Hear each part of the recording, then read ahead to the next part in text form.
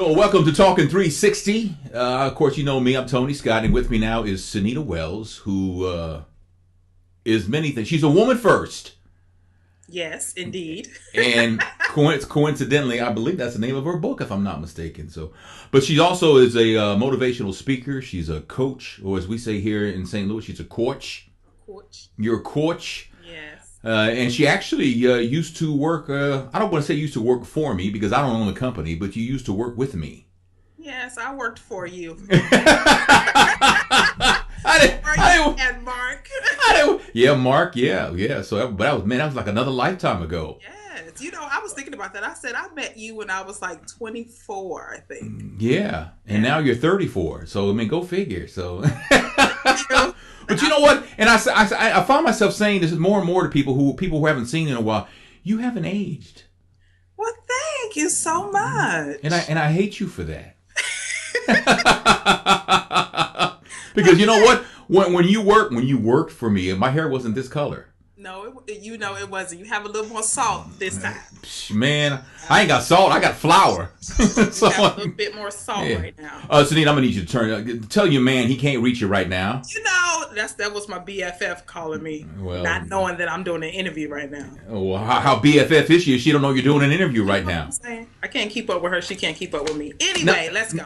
Now, SInita is a lot of things, but what she is a woman first, and she has written a book that's very interesting about it. Tell me about the book. There it is right there. Look at you, man. That's a hot picture, man. I ain't gonna lie to you. That's a great picture right there.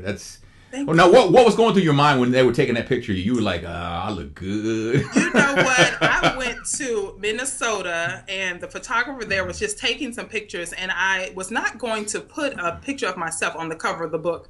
And then my girlfriend was like, no, you need to go on the cover of the book. And I didn't want to do another photo shoot. I was like, I don't have a picture. What pic? And then I went through my pictures, and this picture, I was like, bam, there it is there. There it is right there, man. There it is. That sums it up. The title says. That says everything right there.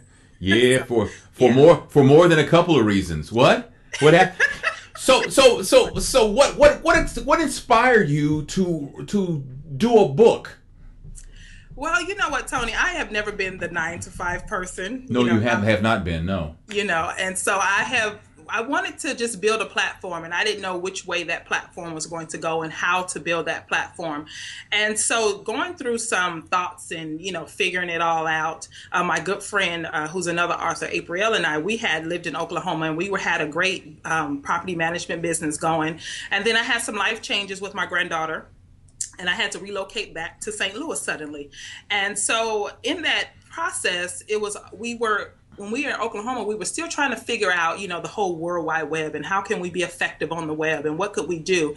And we didn't quite know, how to, develop that platform. And so as I was, taking care of the health of my granddaughter, April was figuring out some things. And then we kind of talked about it and got together. And it was like, okay, well, what platform do you want to do? How do we want to serve? How do we want to help? And so the way that I thought about it was, how can I be of service to women? What message can I share? And I thought about my own mess, and turned it into my message. And so in building that platform, I was like, okay, what better way than to write a book? Now, I didn't want to do a memoir. Okay. I didn't want to just, dig deep and be all emotional. This happened to my life. Right. I didn't, want to do that, but I still wanted to be able to share my story and serve women at the same time. And so I was talking to my mom, and I came up with the thought of, I am a woman first. And so in developing the book, I surrounded the book by 3 words. And those 3 words were nurture, inspire, and love. And I wanted to take those 3 words and help women understand the importance of taking care of yourself first in order to be of greater service to everything and everyone else in your life. Because we do so much. We have so many roles and responsibilities that women carry just because we're natural nurturers and that's what we do. And, so I wanted to build a platform on that, and I thought writing the book would help build that platform.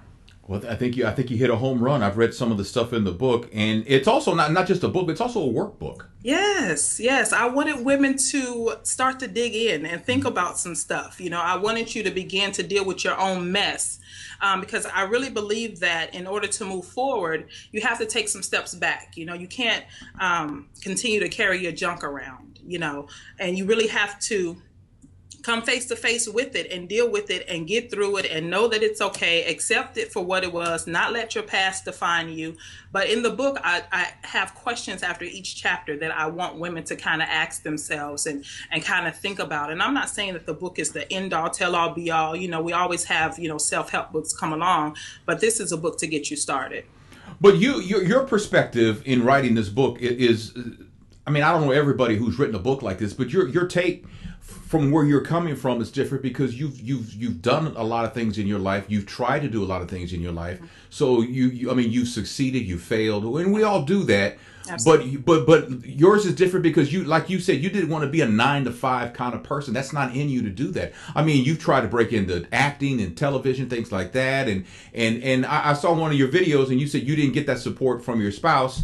Mm-hmm. And so you had to reevaluate. And while you were telling the story with April, who you were talking about, you made sure to tell people. And I'm not saying that this has happened to you. I'm not saying to leave your spouse. Mm-hmm.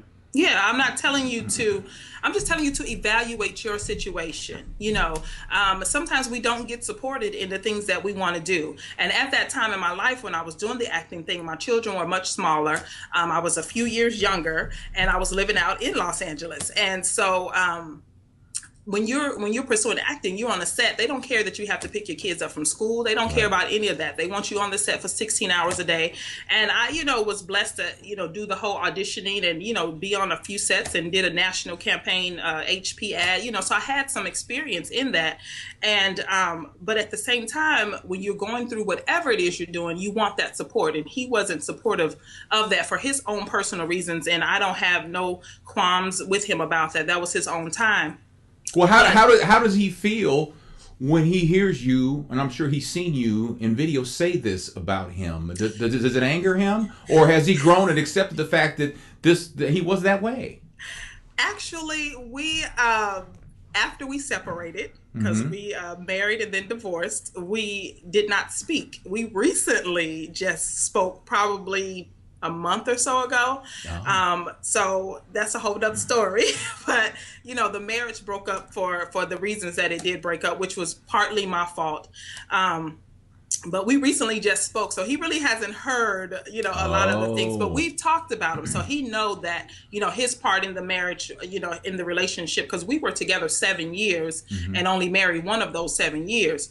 And so he knows, his failure in the relationship as well as I know mine. So when he do hear, because we are friends on social media, so, he can hear the videos just as well. I don't think it would be an offense to him because we've had the conversation. I got you. So let me go back to that point in your life when you were trying to do something with your career and he wasn't being supportive. And when he told you, why are you doing this? Why are you doing this? I mean, how bad did it break your heart? Did it make you mad? Were you sad? Did you cry? I mean, did you do all those things? Yeah, you always want your spouse to be supportive of what you do. Sure. And it's funny that you say this today because there's an accountability group that I am in, and we have a call every week on Thursday, and I was the facilitator for that call today.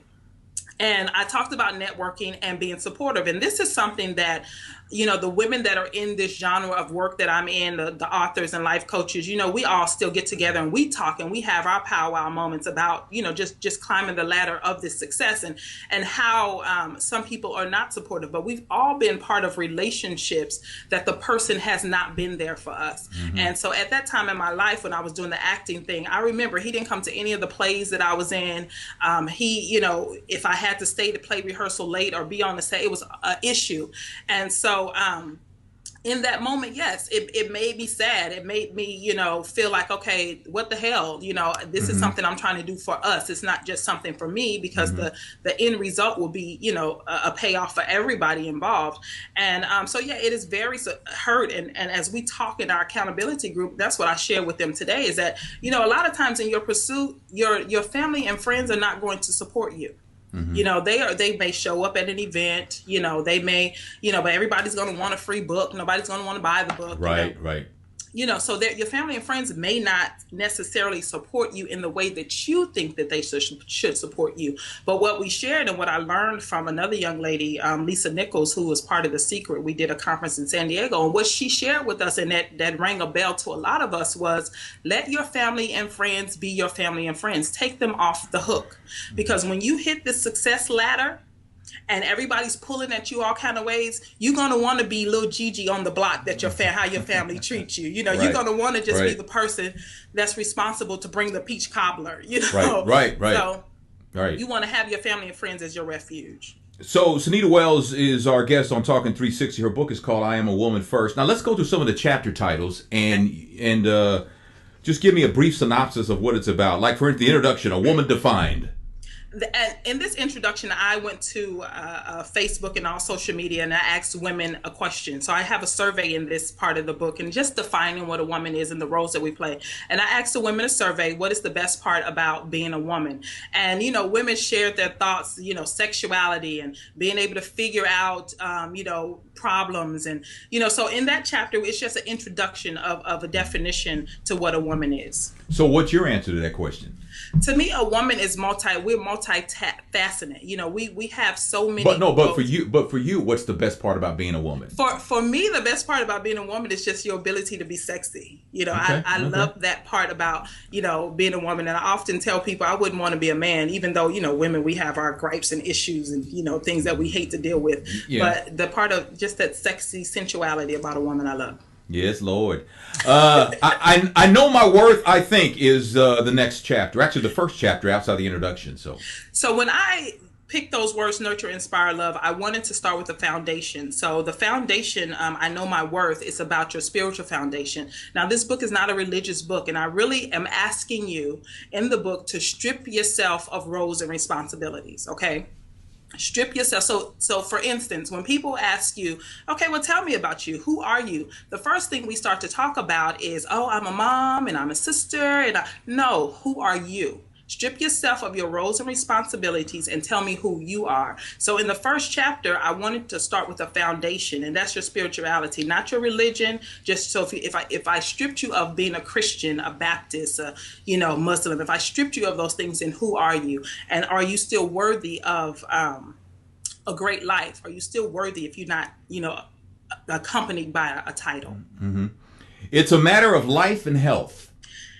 In the pursuit of working this business and life, we have to take care of ourselves. Okay. So it's all encompassed in nurturing, inspiring, and loving yourself. You have to be healthy. That doesn't mean that you know, have to be a buckle 2 and you have to be a size 2. That means if you're 202 pounds, be your healthy 202 pounds. But take time out to be healthy, because when you're in this business, Tony, and you know, and people who have 9-to-5 jobs and single moms and kids, you on the go, but you have to be healthy in doing that. So this one's kind of interesting, SInita. This is called The Guilty Truth. That's the name of that chapter. What is the guilty truth? The guilty truth is when you are nurturing, inspiring, and loving yourself, sometimes you have to say no. And the guilty truth is some people are yes people. And, you know, this book is geared towards women, but it really can be for men or whoever, you know, but some people are yes people, and some people get a thrill out of being the yes person. And in the book, I share stories.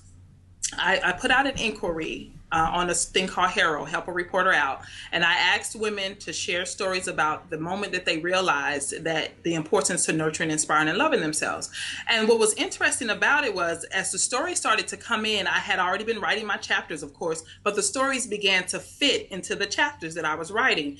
And one of the ladies in that chapter, that particular woman, she was a yes woman. You know, she took care of everything and everybody, didn't know how to say no, didn't know how to, you know, back down and take care of herself. But the guilty truth of that is you getting something out of being a yes woman. Even though you don't want to be that person, even though you get to a point where you may be tired of being that person, you still get something out of it. But, you know, and then it also addresses parents being guilty, feeling guilty about their kids and not letting their kids, you know, do the guilt trip. And what I tell parents all the time is your number one manipulator are your children. They know how to pull your heartstrings. They know how to, you know, mommy and mom, you know, they know how to do all that to get what they want. So that's what the guilty truth addresses. This next one is called "The Key to Pandora's Box Does Exist," but the thing is, though, we're supposed to stay away from Pandora's box. Yes, you are. But as a woman, there's a part of us that has a sexual being. And so in that chapter of Pandora's Box, I want women to not be afraid of your sexuality. We're supposed to be quiet as kept but the truth of the matter is we like sex just as much as men. Okay, I said it. Okay? Right. Yes, I said it. Well, I mean, but that's interesting though, because when you say that, but you put all men in a box, because I like sex, but I don't like sex every day. I don't like sex, 3 times a week. I don't like sex, 5 times a month. No, I'm not saying that, all men, but Okay. but when I speak, we speak in majority. And of course, Right. they always say the majority of men, but women are, we're sexual beings too, So in the chapter I talk about, the married woman. I tell her to still find the slut in her, still find your sex kitten, when you're married, because if you're, not giving your husband what he needs, trust and believe that there's a woman out there that will. Well, isn't that a separate issue though? That's a separate issue though, because I believe that cheating is a selfish act. Yeah, it very much is so. It very much is a selfish act on that person. But my point in the chapter is to let wives know, do your job. Okay, then you won't have to worry about that. Okay. Do your job. We get so caught up in, I got to take care of the kids. I got to do the laundry. I want you to be that woman that before you got married, you was that woman that, got up out your bed at 1:00 in the morning, went over to his house and still got to work the next day. That's you were true, that woman man. that pulled on the side of the road and did a little something and still stay that woman. Don't just get caught up in all of your responsibilities and forget that you're a wife. But in that chapter, I also talk to single moms. I talk to moms with children. I talk to single women. So I address a lot of that in the Pandora's chapter. I can't wait for your next book. There it is. I'm learning something about SInita Wells over here. I'm like, I'm not that little girl anymore. well, I guess not. So, connecting the dots.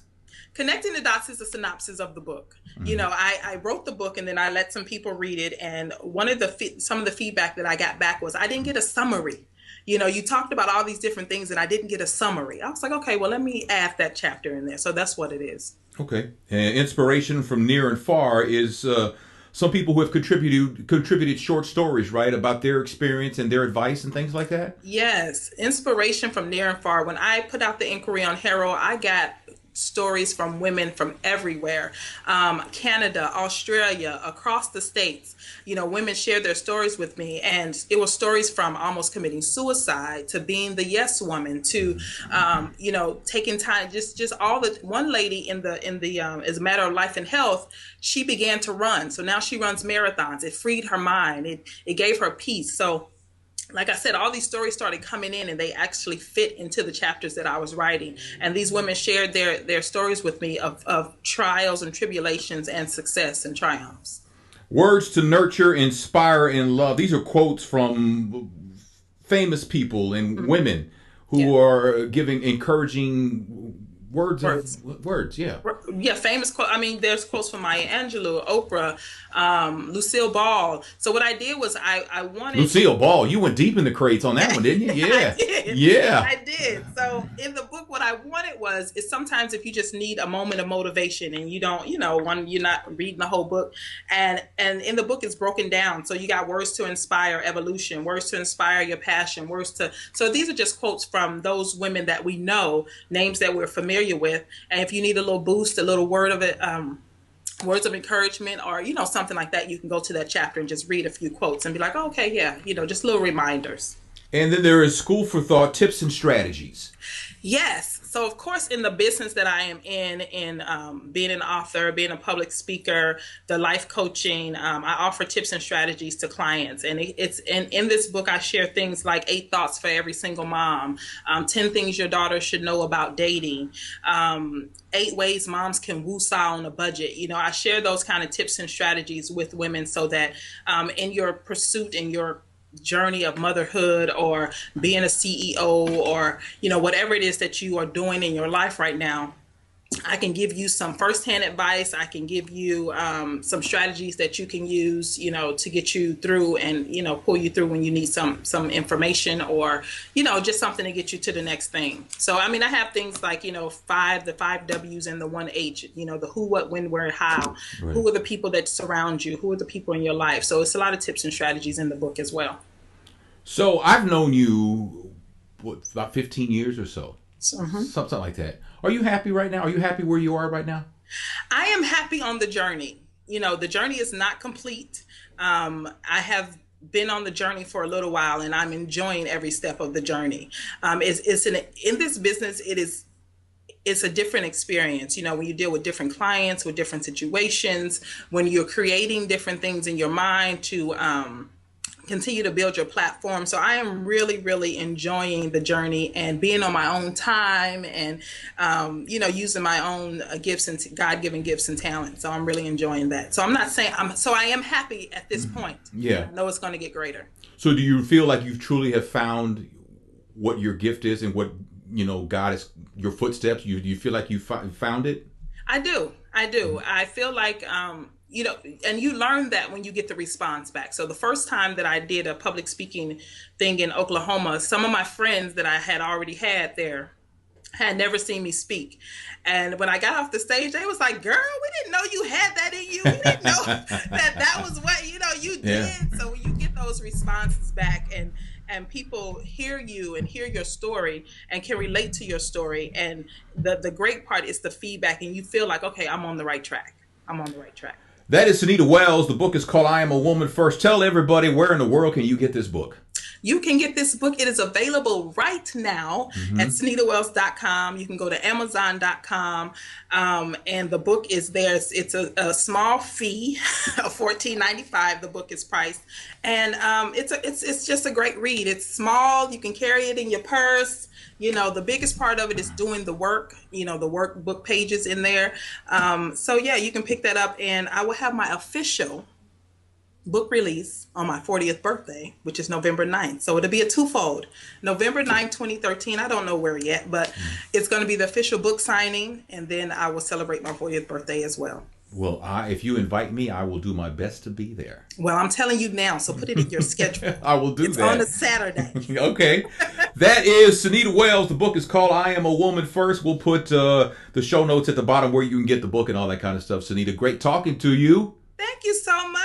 And I want to say this to you and Mark. I know that, you and Mark are BFFs, and I enjoyed working with the both of you. And I love this conversation that you all are. Oh, you watch it? Of course, I want to, because I know y'all both crazy. Oh yeah, I was in the studio with you all for days, so I knew how you guys are.